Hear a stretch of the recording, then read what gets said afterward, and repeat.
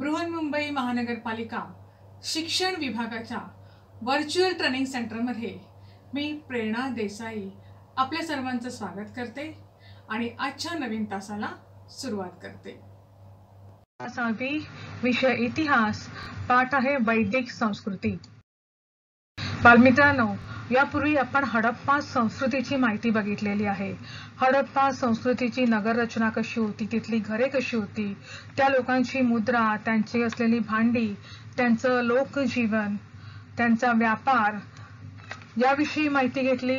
त्याचप्रमाणे अशी चांगली संस्कृती ऱ्हास का पावली याची कारणं बघितलेली आहेत। आजच्या पाठात आपण वैदिक संस्कृती याविषयी माहिती घेणार आहोत। वैदिक संस्कृती म्हणजे वेद वाङ्मयावर आधारलेली संस्कृती होय। सुमारे 4000 वर्षापूर्वी वायव्येकडील खैबर खिंडीमधून अनेक टोळ्या भारतात आल्या, सप्तसिंधूच्या प्रदेशामध्ये आल्या आणि या टोळ्या आग्नेय युरोपातील कॉकेशस पर्वताच्या भागातून भारतात आल्या असाव्यात असे म्हटले जाते आणि म्हणून या लोकांना आर्य म्हणून ओळखले जात असे। या लोकांना गुरांना चारण्याकरता मोठमोठी कुरणे हवी असत। गुरे ही त्यांची संपत्ती होती। सप्तसिंधूच्या या भूमीमध्ये त्यांच्या इच्छेला पूरक अशी व्यवस्था होती आणि म्हणूनच त्यांनी तिथेच वसाहत केली। त्यानंतरच्या काळात आलेल्या टोळ्या मात्र गंगा यमुनेच्या परिसरात स्थिर झाल्या। या वैदिक संस्कृतीचे 2 कालखंडात विभाजन करतात। पहिला आहे तो म्हणजे कृग्वेदी कालखंड, म्हणजे इसवी सन पूर्व 1500 ते इसवी सन पूर्व 1000 हा काळ। कृग्वेदी कालखंड हा आर्यांचा भारतातील प्रारंभिक कालखंड आहे। तर दुसरा आहे तो म्हणजे उत्तर वैदिक कालखंड, तो आहे इसवी सन पूर्व 1000 ते इसवी सन पूर्व 500। आर्यांच्या भटकंती जीवनामध्ये या कालखंडामध्ये स्थिरता प्राप्त झाली। कृग्वेदी कालखंडात वेदांची निर्मिती झाली, म्हणून आर्यांच्या या संस्कृतीला वैदिक संस्कृती असं म्हणतात। वैदिक वाङ्मयाविषयी माहिती बघूया। वेद हा शब्द संस्कृत भाषेतील असून तो विद या धातूपासून बनलेला आहे। विद याचा अर्थ ज्ञान होणे। मग हिंदू लोकांची अशी श्रद्धा आहे की वेद हे अपौरुषेय आहेत। ते कोणत्याही मानवाच्या हातून लिहिले गेलेले नसून त्यांची रचना परमेश्वराने केली आहे। पूर्वी लिखाणाची कला मानवाला अवगत नव्हती, त्यामुळे वैदिक वाङ्मयामध्ये 4 प्रकारच्या ग्रंथांचा अंतर्भाव होता, तो म्हणजे संहिता, ब्राह्मणे, आरण्यके आणि उपनिषदे। आता त्यातला सगळ्यात प्राचीन वेद कृग्वेद, त्याला आपण कृग्वेद संहिता म्हणतो, हा सर्वात प्राचीन वेद आहे। या कृग्वेदात 10 मंडले असून 1028 सूक्ते आहेत। हे सूक्त म्हणजे काय, तर देवाची स्तुती तयार करण्यासाठी तयार केलेलं काव्य, त्याला म्हणतात सूक्त। ही सूक्त जी होती ती वेगवेगळ्या वेळेला वेगवेगळ्या ऋषींनी रचलेली आहेत। यापैकी 2 ते 7 मंडले ही प्राचीनतम आहेत। 3ऱ्या मंडलामध्ये गायत्री मंत्र सांगितलेला आहे, तर 7व्या मंडलामध्ये दशराजजन्य युद्धाचा उल्लेख आहे। 9व्या मंडलामध्ये सोमाचं वर्णन केलं आहे। पहिले आणि 10वे मंडल हे अर्वाचीन मानले जाते। कृग्वेदातील ही सूक्त ही फक्त पुरुषांनीच लिहिलेली नाहीत, तर यामध्ये स्त्रियांचाही वाटा होता।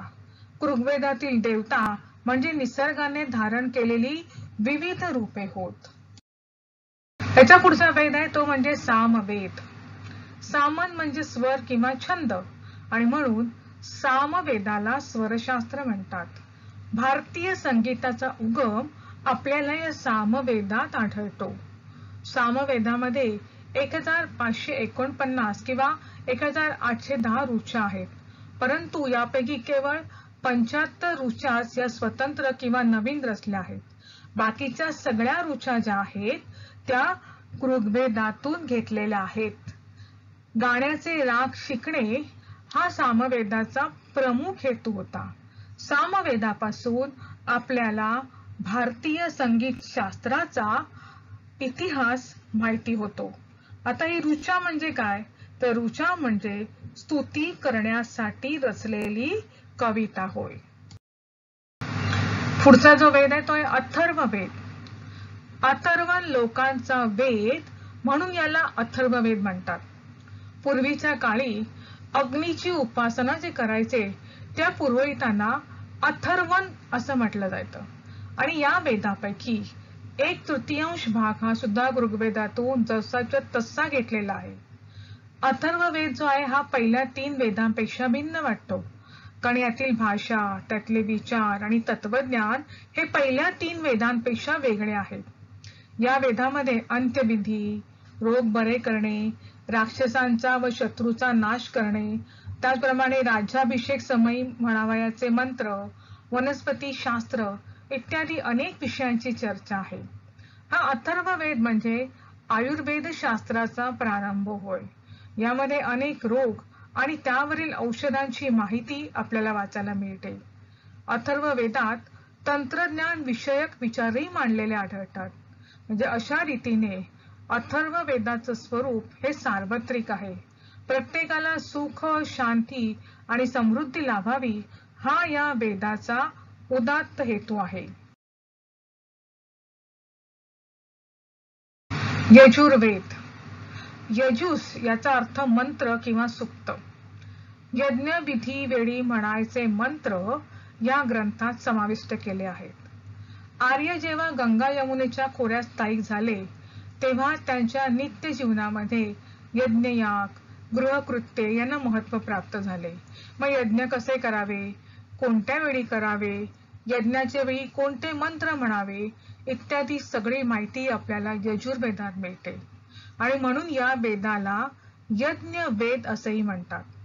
या वेदाचे सुद्धा 2 प्रकार आहेत, एक शुक्ल यजुर्वेद आणि एक कृष्ण यजुर्वेद. साहित्यिक दृष्टीने विचार केला तर यजुर्वेद हा वृक्ष आणि नीरस वाटतो, कारण यात कर्मकांडांचेच वर्णन आहे. परंतु या वेदातून आपल्याला आर्यांची जी यज्ञ संस्था होती ती कशी विकसित होत गेली याचे ज्ञान मिळते. नंतर आहेत ब्राह्मण ग्रंथ. वेदानंतर निर्माण झालेले वैदिक वाङ्मय म्हणजे ब्राह्मणी होत. वेदानंतर वेदांचा अर्थ व यज्ञविधी लोकांना समजणे कठीण जाऊ लागले आणि म्हणून जे ग्रंथ निर्माण झाले त्यांना ब्राह्मण ग्रंथ असे म्हणतात. ब्राह्म म्हणजे यज्ञ कर्मातील एखाद्या मुद्द्यावर विद्वान पुरोहिताने केलेले स्पष्टीकरण. मग अशा स्पष्टीकरणांचा संग्रह ज्या ग्रंथात आहे ते ग्रंथ म्हणजे ब्राह्मण ग्रंथ होत. आरण्यके. ब्राह्मण ग्रंथाच्या शेवटच्या भागाला आरण्यके असे म्हणतात. ब्राह्मण ग्रंथ लिहूनही ज्या गोष्टींचं पुरेसं स्पष्टीकरण झालं नाही अशा गोष्टींचं स्पष्टीकरण या ग्रंथामध्ये आढळतं. म्हणजे यज्ञ कर्म, त्यामागील पार्श्वभूमी यांचा विचार निवांत जागी अरण्यात बसून होऊ लागला. हा विचार संग्रहित केलेले ग्रंथ म्हणजे आरण्यके होत. आरण्यके ग्रंथ म्हणजे ब्राह्मणे आणि उपनिषद ग्रंथ यामधील दुवा समजले जातात. उपनिषदे. वेद ग्रंथाच्या निर्मितीनंतर यज्ञ संस्थेचे महत्त्व फारच वाढले. त्यामुळे मोक्ष प्राप्तीसाठी यज्ञाशिवाय दुसरा मार्ग शोधून काढण्याचे प्रयत्न सुरू झाले आणि त्याची शेवटची परिणिती आपल्याला उपनिषदे या ग्रंथात झालेली आढळते. उपनिषद या शब्दाचा अर्थ असा आहे, उप अधिक नि अधिक सद, म्हणजे गुरुच्या जवळ बसून ज्ञान प्राप्ती करणे हा होय. उपनिषद ग्रंथ हा ब्राह्मण ग्रंथाच्या शेवटी येतात आणि म्हणून यांना वेदांत असेही म्हणतात. अर्थात या उपनिषदांची संख्या किती आहे हे सांगणं कठीण आहे. या उपनिषदामध्ये विश्व, ब्रह्म, आत्मा आणि सत्य याचा विचार केलेला आढळतो. विश्वाची निर्मिती ही ब्रह्मापासून झाली. ब्रह्म म्हणजेच अंतिम सत्य. हे ब्रह्म मानवात आत्मा या नावाने निवास करते. ब्रह्म म्हणजे आत्मा अशा प्रकारचा उल्लेख आपल्याला उपनिषदांमध्ये आढळतो. वेदांगे. वेदांचा विचार जास्त असून ते आकलन होण्यास कठीण आणि मुखोद्गत करण्यास अवघड वाटते.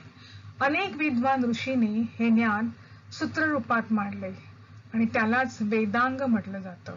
वेदांग हा काही ग्रंथ नाही, तर तो एक 6 ग्रंथांचा संच आहे आणि प्रत्येक ग्रंथ हे स्वतंत्र शास्त्र आहे.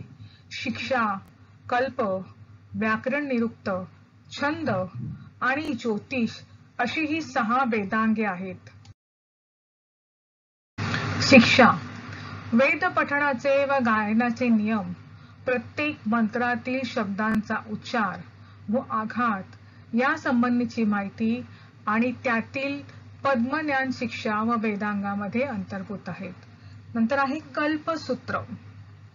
मानवी जीवन नियमबद्ध करणारे अनेक आचार विचार, यज्ञविधी, यज्ञकुंड रचना इत्यादींची माहिती देणारे हे साहित्य आहे. याचे 4 विभाग आहेत: श्रोतसूत्र, गृहसूत्र, धर्मसूत्र, शिल्पसूत्र. व्याकरण, वेदांची संस्कृत भाषा व तिची रचना समजून घेण्यासाठी व्याकरण शास्त्रात जन्मले. आज मात्र वैदिक व्याकरण उपलब्ध नाही. नंतरचा अष्टाध्यायी ग्रंथ आधारभूत आहे व त्याला वेद वाङ्मयाचे व्याकरण म्हणतात. निघंटू, निघंटू म्हणजे काय, तर वेदातील कठीण शब्दांचा अर्थ सांगणारा हा शब्दकोश आहे आणि तो कश्यप हरींनी तयार केला होता. निरुक्त, यामध्ये वैदिक शब्दांची उत्पत्ती व त्यांच्या अर्थाचं वर्णन केलेलं आहे.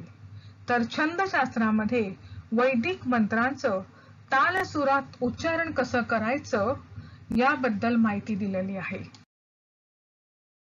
ज्योतिष, यज्ञ हे विशिष्ट काळात विशिष्ट मुहूर्तावर करायचे असतात. सूर्य, चंद्र व आकाशातील इतर ग्रहांच्या गतीवरून ही कालगणना तयार करण्यात येते. या संबंधीचे सर्व शास्त्रीय विवेचन या ग्रंथात करण्यात आले आहे. उपवेद, या 6 ग्रंथात वैदिक वाङ्मयाची पूरक शास्त्र म्हणता येतील. औषधोपचाराविषयी माहिती पुरविणारा ग्रंथ आयुर्वेद, तर युद्ध कलाविषयी माहितीचे शास्त्र म्हणजे धनुर्वेद, तर संगीत कलेची उकल करणारे शास्त्र म्हणजे गांधर्ववेद, तर स्थापत्य कलाशास्त्रांची माहिती पुरवणारे शास्त्र हे शिल्पवेद होय. आता आपण आर्यांची कुटुंब पद्धती बघायची. बालमित्रांनो, आपल्याकडे 2 कुटुंब पद्धती असतात. एक एकत्र कुटुंब पद्धती आणि दुसरी विभक्त पद्धती. वेद काळात मात्र एकत्र कुटुंब पद्धती होती. म्हणजे कुटुंबातील कर्ता पुरुष हा घराचा प्रमुख म्हणजे गृहपती असे. गृहपतीच्या परिवारात त्याचे वृद्ध माता पिता, त्याचे लहान भाऊ, त्या भावांचे परिवार, त्याची पत्नी आणि मुले, त्यांच्या मुलांचे परिवार असा समावेश असेल. जो कुटुंब प्रमुख होता त्याला गृहपती असं म्हटलं जाईल. अर्थात ही कुटुंब व्यवस्था जी होती ती पुरुष प्रधान होती.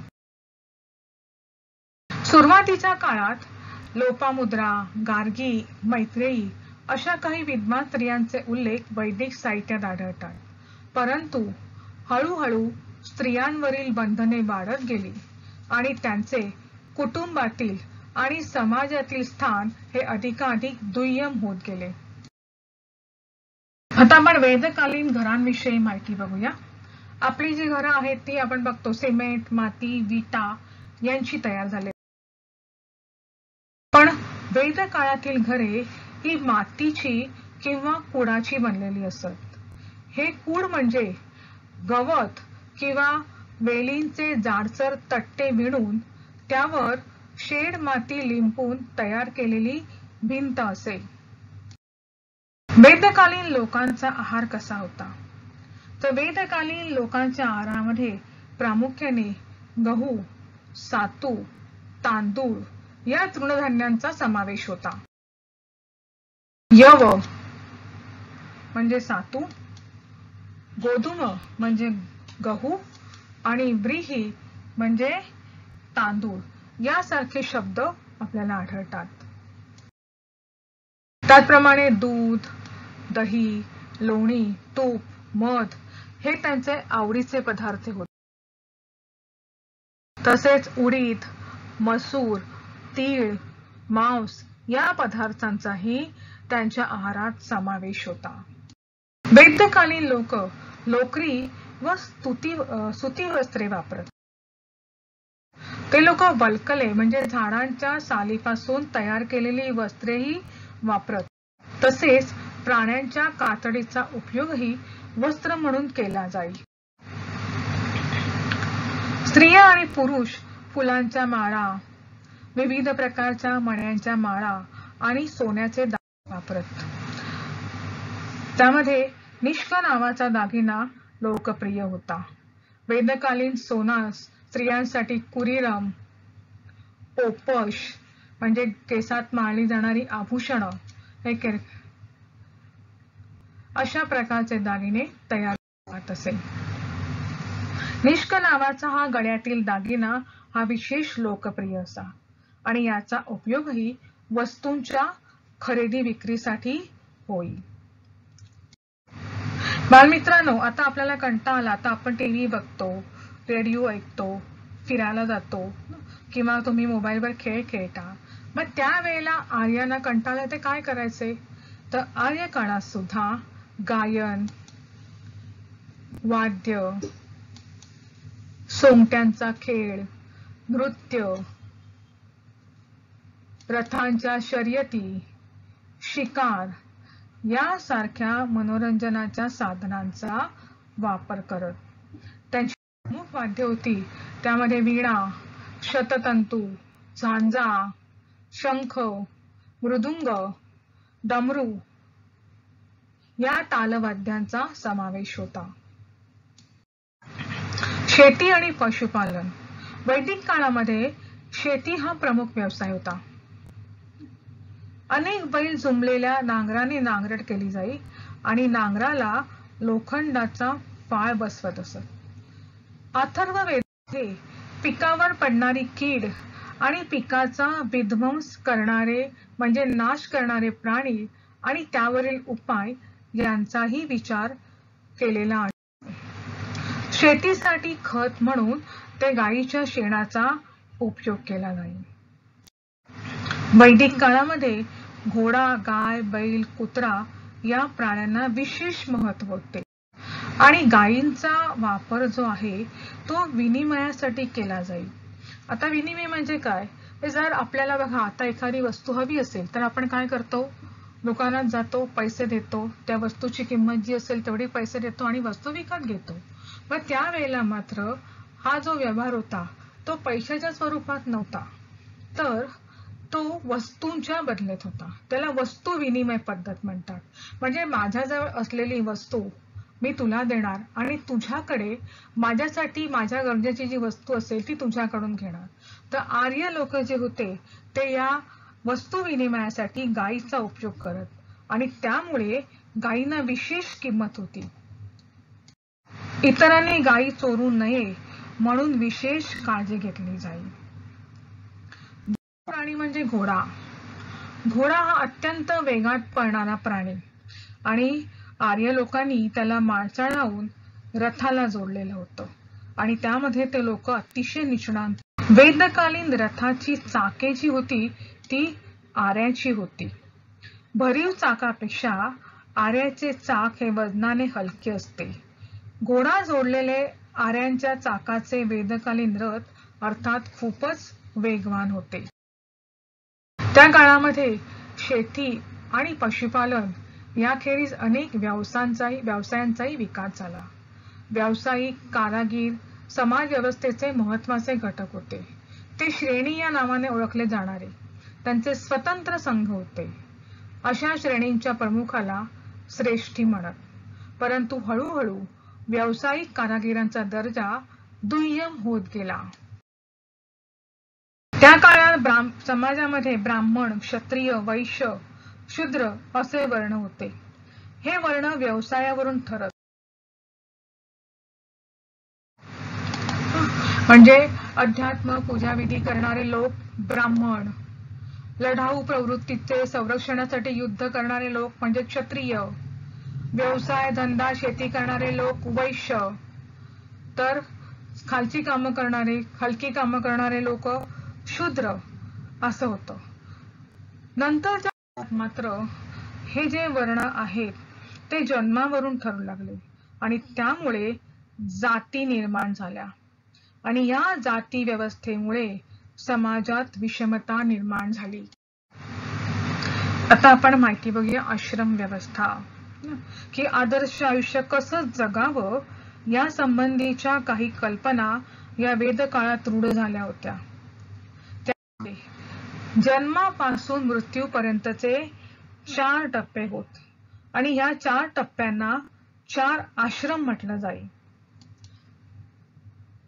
त्यातला पहिला आश्रम जो आहे तो याला म्हटलं जातं ब्रह्मचर्य आश्रम. 25 वर्ष म्हणजे जीवनाची 25 वर्ष, जीवनाच्या या प्रथमावस्थेचा आरंभ हा वयाच्या 8 ते 12व्या वर्षी मौजी बंधनानंतर म्हणजे मुंज झाल्यानंतर ज्ञानार्जनासाठी गुरुगृही प्रवेश करून होत असे. तेथे अनेक समवयस्कांसमवेत गुरुसेवा व आज्ञापालन करून हे ब्रह्मचारी राहत. म्हणजे आता जसं तुम्ही 5 वर्ष 6 वर्ष पूर्ण झाली की तुम्हाला आई शाळेत नाव घालते, तसं त्यावेळेला मुलाची मुंज झाली, साधारणपणे 8 वर्षाच्या काळात ती मुंज व्हायची की त्याच्यानंतर ते जे मूल आहे ते गुरुजींकडे आश्रमात जाते. आता तुम्ही शाळेत जाता, शाळेतून परत घरी येता, पण त्यावेळेला तसं नव्हतं. त्यावेळेला ज्ञान मिळवण्यासाठी त्या गुरुजींच्या आश्रमातच राहावं लागायचं आणि त्या ठिकाणी त्या गुरुजींची सेवा करून, त्यांची आज्ञा पालन करून, त्या आश्रमातली त्यांच्या वाट्याची जी कामं असतील ती कामं करून त्या ठिकाणी ज्ञान दिलं जायचं. मग ही जी अवस्था होती, पहिली अवस्था जीवनाची, तिला म्हटलं जातं ब्रह्मचर्याश्रम. दुसरी आहे ती म्हणजे गृहस्थाश्रम. साधारणपणे 26 ते 50 वर्ष म्हणजे ऐन तारुण्याची अवस्था होय. याला संसारी जीवनाची प्रथमावस्था असंही म्हणतात. विवाह व वैवाहिक जीवनाची जबाबदारी पेलण्याचं हे वय.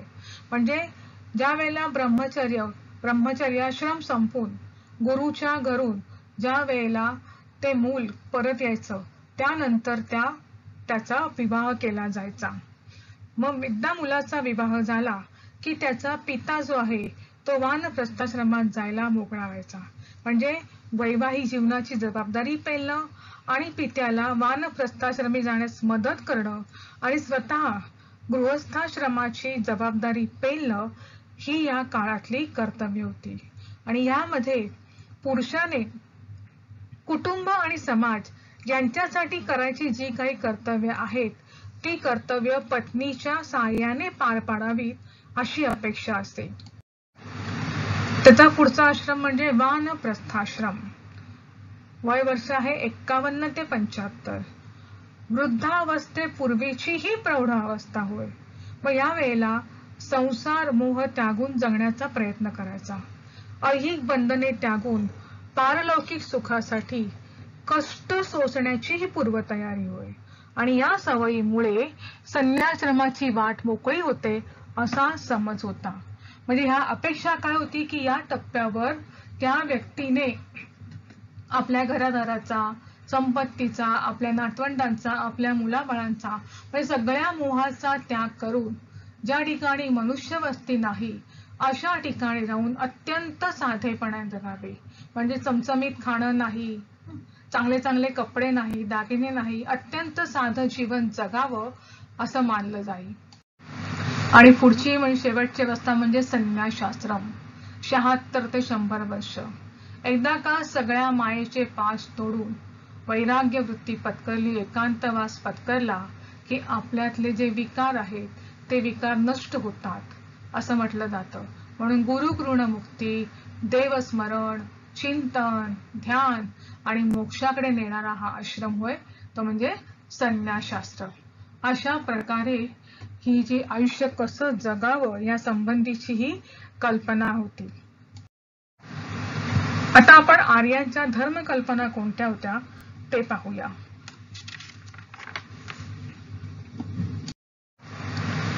वेदकालीन धर्मकल्पनामध्ये निसर्गातील सूर्य, वारा, पाऊस, वीज, वादळे, नद्या यासारख्या निसर्गातील शक्तींना देवता रूप दिलेले होते आणि त्या जीवनदायी ठराव्यात म्हणून वेदांमध्ये त्यांच्या प्रार्थना केलेल्या आहेत. त्यांना प्रसन्न ठेवण्यास वेदकालीन लोक अग्नीमध्ये विविध पदार्थ अर्पण करत, त्याला हवी असं म्हणत. म्हणजे अशा तऱ्हेने अग्नीमध्ये हवी अर्पण करण्याचा विधी म्हणजे यज्ञ होय. सुरुवातीला या यज्ञविधीचे स्वरूप अतिशय साधे होते, पण पुढे त्यांचे नियम अधिकाधिक कठीण होत गेले आणि ते कठीण विधी पार पाडणाऱ्या पुरोहितांचे महत्त्वही त्यामुळे वाढत गेले. वेदकालीन लोकांनी सृष्टीचे व्यवहार कसे चालतात याचाही विचार केला होता. म्हणजे आता आपण जसं म्हणतो ऋतुचक्र, उन्हाळा, पावसाळा, हिवाळा, हे जे सृष्टीचक्र आहे, हे सृष्टीचक्र आणि त्याच्या गतीने फिरणारं आपलं जीवनचक्र म्हणजे जन्म, शिशु अवस्था, बाल्यावस्था, युवा अवस्था, प्रौढावस्था आणि वृद्धावस्था असं हे जीवनचक्र. सृष्टीचक्र आणि जीवनचक्र याला वेदकालीन लोकांनी ऋत असे नाव दिले. प्राणीमात्राचे जीवन हाही एक सृष्टीचक्राचाच एक भाग आहे. आता या सृष्टीचक्रात बिघाड झाल्यावर संकट येतात. तसं होऊ नये म्हणून प्रत्येकाने काळजी घ्यायला हवी. कोणीही सृष्टीचे नियम मोडू नयेत आणि असे वागणे म्हणजेच धर्माप्रमाणे वागणे असं समजलं जाईल. आता आपण त्यावेळची शासन व्यवस्था कशी होती बघा. वैदिक काळातील मंत्रिमंडळाची पदे व कर्तव्ये. पहिलं पद होतं राजन्य. मग या पदावर राजपुत्र, राजपरिवार, सरदार यापैकी क्षत्रिय व्यक्ती असे. नंतर आहे माहिशी, त्याला आपण पट्टराणी. हे पट्टराणी हे पद जे आहे ते स्त्रीला जरी दिलेलं असलं तरी तिने अनेक नाजूक बाबींवर व संकटकालीन सल्ला द्यायचा होता. पुरोहित हा काय करत असे तर हा राज्याचा धर्म प्रमुख राहून संकटकाळी मदत करणारा. सेनानी हा सैन्य प्रमुख असे. सूत हे राजाचे खाजगी अधिकारी आणि सारथी होत. संग्रहित हा अर्थव्यवहार सांभाळणारा कोषाध्यक्ष होय. तर भागदूत म्हणजे हा कर वसुली करणारा आणि ग्रामणी हा ग्रामप्रमुख या पदाचे कार्य पाहत असे. आता तुम्हाला माहिती आहे की अनेक गावांचा मिळून तालुका होतो, अनेक तालुक्यांचा मिळून जिल्हा होतो. तसंच वेद काळामध्ये अनेक ग्राम वसाहती मिळून एक समूह तयार होत असे आणि त्याला विश असं म्हटलं जाईल. अशा अनेक विश मिळून जन तयार होत असे आणि या जनमधील लोक एका ठिकाणी एका प्रदेशात वस्ती करून राहू लागले आणि त्या ठिकाणी स्थिरावू लागले की त्या प्रदेशास जनपद असं म्हटलं जाईल. या जनपद आणि महाजनपदाचा अभ्यास आपण पुढे येणाऱ्या काही पाठांमध्ये करणारच आहोत. वेद, स्मृती, पुराणे, स्थानिक लोकधारणा यावर आधारलेला हा धार्मिक समाज कालांतराने हिंदू या नावाने ओळखला लागला आणि त्यातूनच हिंदू धर्माचा उदय झाला. प्राचीन भारतात यज्ञविधी आणि वर्णव्यवस्था यांच्या बाबतीत वैदिक प्रवाहापेक्षा वेगळी भूमिका घेणारे धार्मिक प्रवाह अस्तित्वात होते आणि पुढील पाठात आपण त्यांचा परिचय करून घेणार आहोत. बालमित्रांनो, हा व्हिडिओ तुम्हाला नक्कीच आवडला असणार. यासारखे अनेक छान छान व्हिडिओ आहेत जे तुमच्या अभ्यासक्रमावर आधारित आहेत. पण ते पाहण्यासाठी आमच्या चॅनलला सबस्क्राईब करायला विसरू नका. धन्यवाद.